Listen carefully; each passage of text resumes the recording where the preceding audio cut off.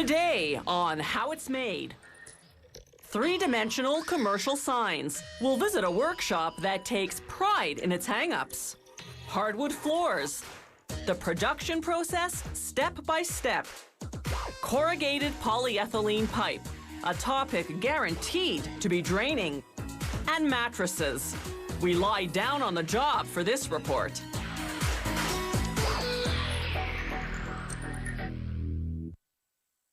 There's nothing like an eye-catching commercial sign to attract customers. Many signs have three-dimensional lettering or decoration. Whether you hang a small plaque, an old-fashioned shingle, or a huge overhead sign, a business name in 3D really stands out.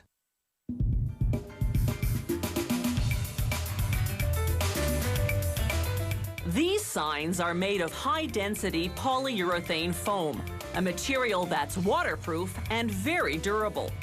The sign starts out as a line drawing, which they render into 3 dimensions using specialized software. They send the file to a computer-controlled router that carves the design into a piece of foam.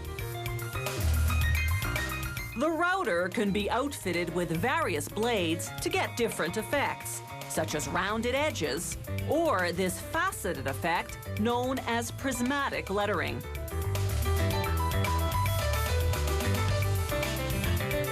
Once they've finished carving the design, they switch the router blade to an end mill, a cutting tool that slices straight down through the foam.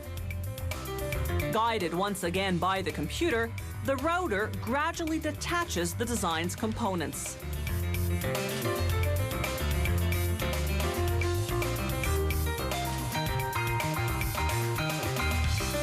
After coating the pieces with primer, they spray them with 2 to 3 coats of polyurethane paint. It dries to a durable, hard-as-plastic finish. This design calls for gold and black lettering. They'll use gold leaf instead of gold paint because it lasts longer and has finer color and luster. First, they brush on special glue for gold leaf called size. They wait 12 hours until it becomes tacky.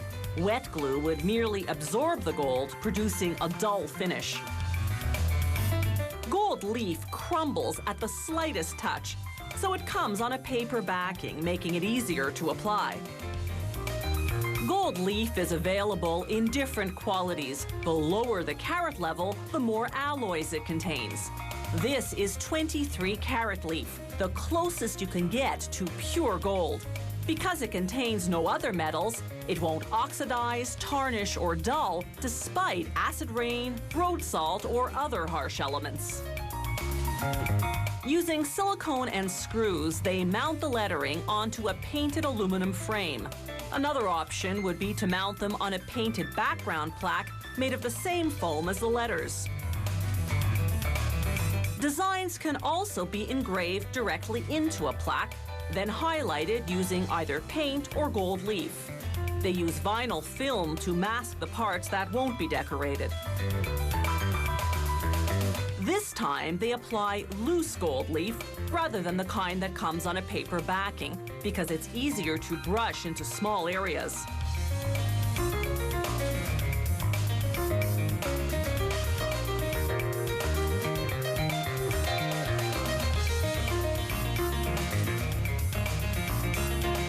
When the gold leafing is done, they carefully remove the film. This factory makes signs in a variety of materials, everything from wood to stainless steel to plexiglass. The choice is determined primarily by whether the sign will hang indoors or out. Besides lettering, signs often incorporate 3D objects made of resin or fiberglass. The factory casts these components in molds, then paints and mounts them. They'll create this sign in various thicknesses of aluminum. The same computer-guided router does the cutting, but now they have to continually douse its blade with coolant to prevent the friction-generated heat from melting the metal. They coat the components with metal primer before applying polyurethane paint. Assembly is simple. They screw aluminum studs to the back of all the pieces, then bolt them onto the background plaque.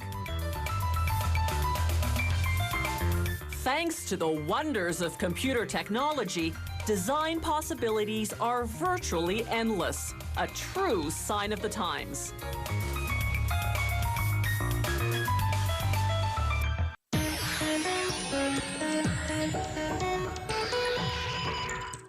There was a time when exposing your hardwood floors meant you just couldn't afford wall-to-wall carpeting. Not anymore. Hardwood floors are definitely in. And today there are so many wood and stain color choices, hardwood floors can suit any decor.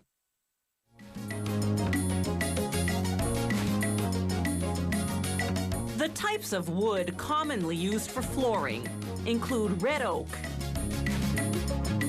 beech, maple, white oak, walnut, birch, and ash. As soon as the wood arrives from the sawmill, workers at the floor factory stack it on racks, then pile the racks floor to ceiling in a dryer that's the size of a large barn. There, large fans circulate hot air around the racks. The wood's moisture content is between 40 and 60%, depending on the season. When that drops to about 7%, the wood is ready to come out. This drying process takes anywhere from 10 days to a month. The length of time varies because some species dry out much slower than others. The wood is in random lengths and widths, so the first step after drying is to cut it to standard sizes. On the way to the ripsaw, the planks pass under an optical device called an optimizer. In mere seconds, it reads the dimensions of each plank and sends that information to a computer. The computer calculates the greatest number of standard-sized pieces that can be cut from the plank, then guides the ripsaw to cut accordingly. This maximizes the yield and limits waste. Flooring is made from medium quality rather than top quality lumber to keep prices competitive. As the pieces exit the saw, workers manually cut out any large knots or other defects, weak points at which a piece could potentially snap and jam up the equipment. The pieces now travel to a machine called the molder. Its revolving steel knives spin at a rate of 6,000 rotations per minute, carving a tongue down one side of each piece and a groove down the other.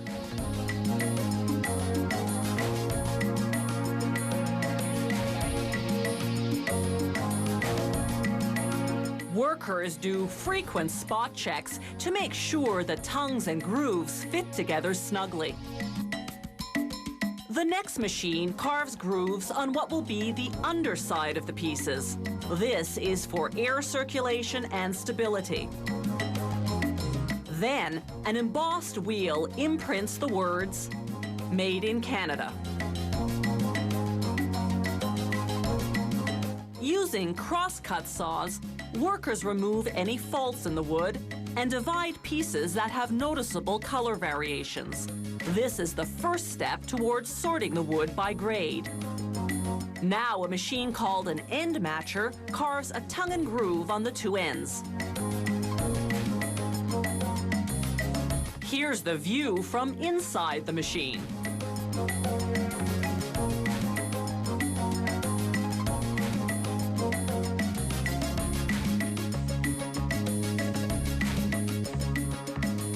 Workers check once again for faults. Then, assessing quality and color, sort each piece by grade. This will be pre-finished flooring, so the pieces now run through a sander to prepare them to receive 8 coats of varnish. For certain finishes, the first coat contains wood stain. All subsequent coats are colorless. Between each application, ultraviolet lamps dry the varnish in just a few seconds. As the flooring exits the last drying oven, it's ready for packaging. Unfinished hardwood flooring has to be sanded, stained, and varnished after it's installed. Pre-finished flooring eliminates that extra work, sparing you the dust, the drying time, and the smell.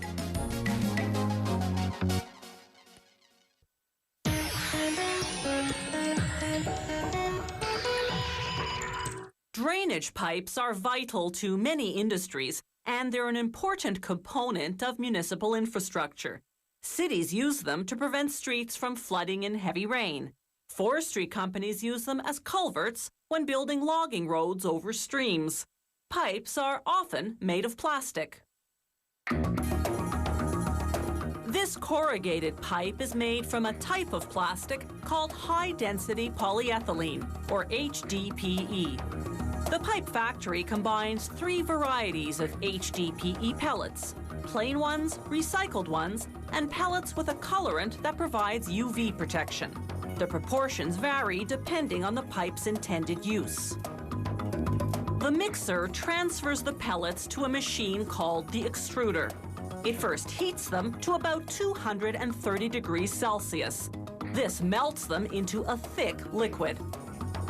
Then it assembles what's called the corrugator, a mold whose cavity is in the shape of corrugated pipe.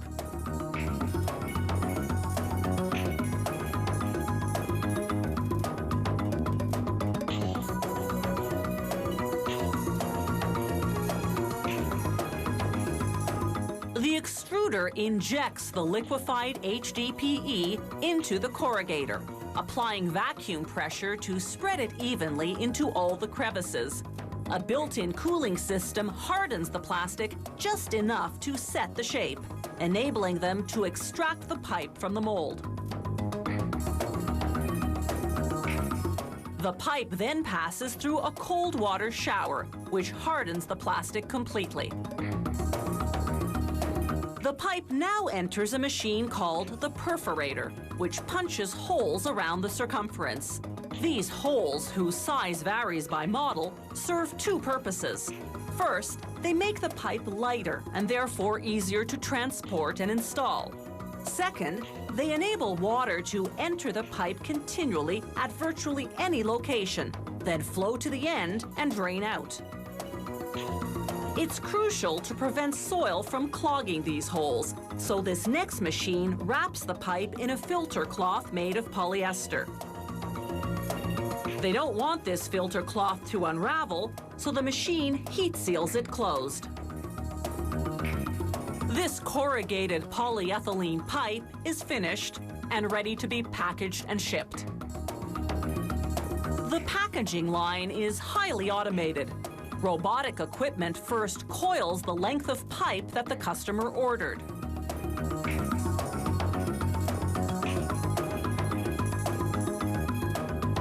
Then it cuts the end.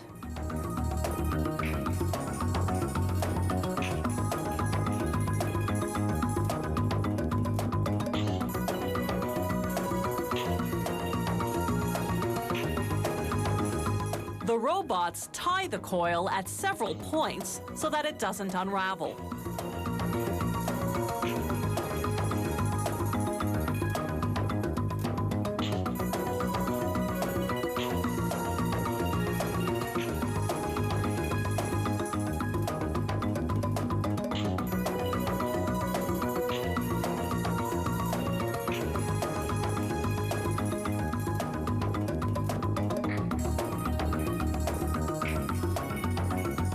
Workers now transfer the coiled pipe to a machine that covers it in plastic stretch wrap.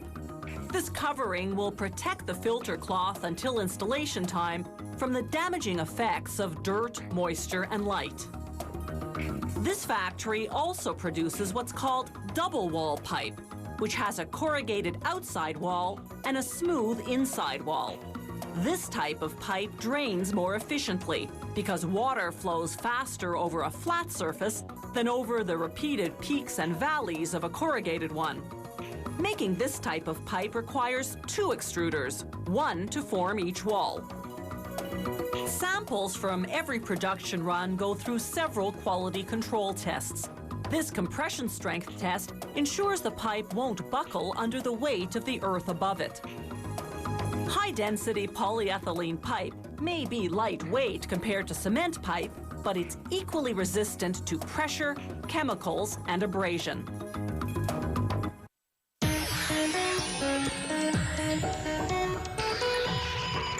Mattress Anatomy 101. The comfort layer is the quilted fabric top and underlying foam. The support layer is made up of the interior coils and heavy-gauge wire along the perimeter.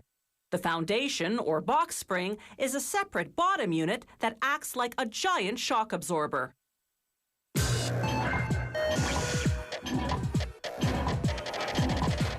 For thousands of years, people slept on the floor on pallets, mattresses stuffed with natural materials such as straw, wool, or feathers. During the Middle Ages, family members would set down their pallets around the home's central fireplace. Only royalty and the wealthy had separate sleeping quarters and mattresses that sat off the floor on a wooden frame called a bedstead. Beds didn't become common in middle-class homes until the 1600s.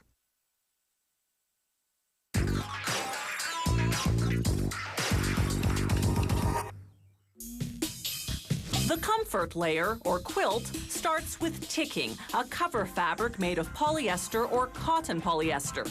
Under that are layers of polyester cloth, foam, and fiber. Luxury mattresses contain wool, silk, or cashmere fiber. The assembled layers go into an automated sewing machine. It's computer programmed to stitch one of several quilted designs.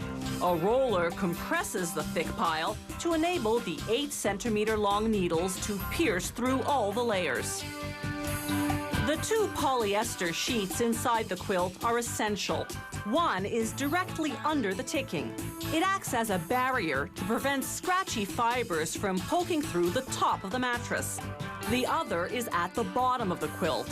It holds the stitches in place, preventing the thread from moving around inside and ripping the foam. A cutting wheel now trims the quilt to twin, double, queen, or king size, leaving an extra 5 centimeters all around. This surplus ensures the foam will reach all the way to the edge once the quilt's sewn up. The sewing table is air cushioned, like an air hockey table.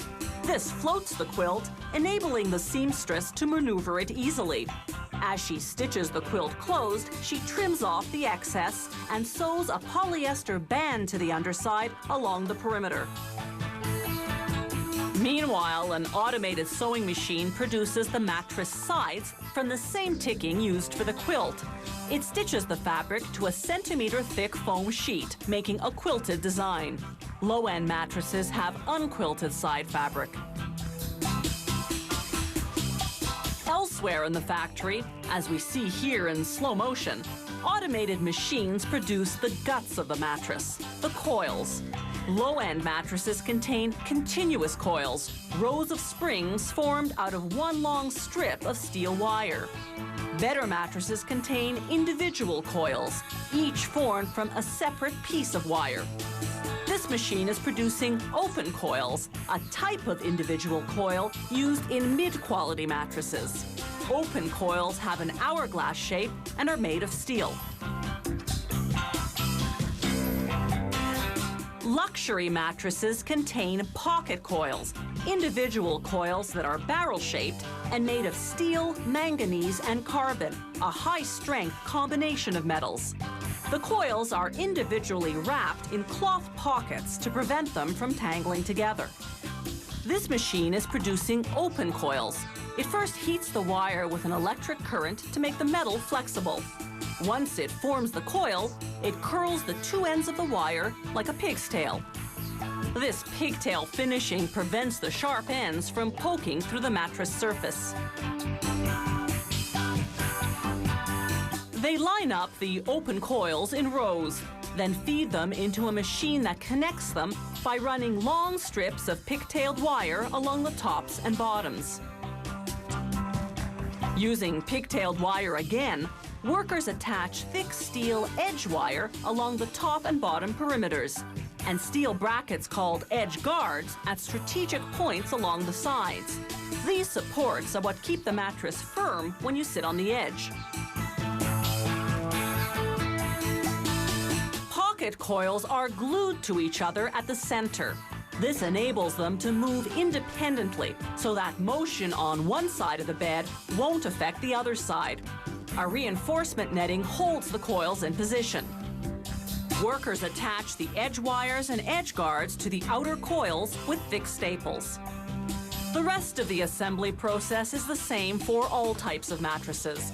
After adding 2 layers of foam, workers attach a quilt to the top and bottom by stapling the polyester band on the quilt's underside to the metal components. The final step is to attach the sides. A special machine called a mattress closer joins them to the quilts with a reinforcement strip made of durable fabric.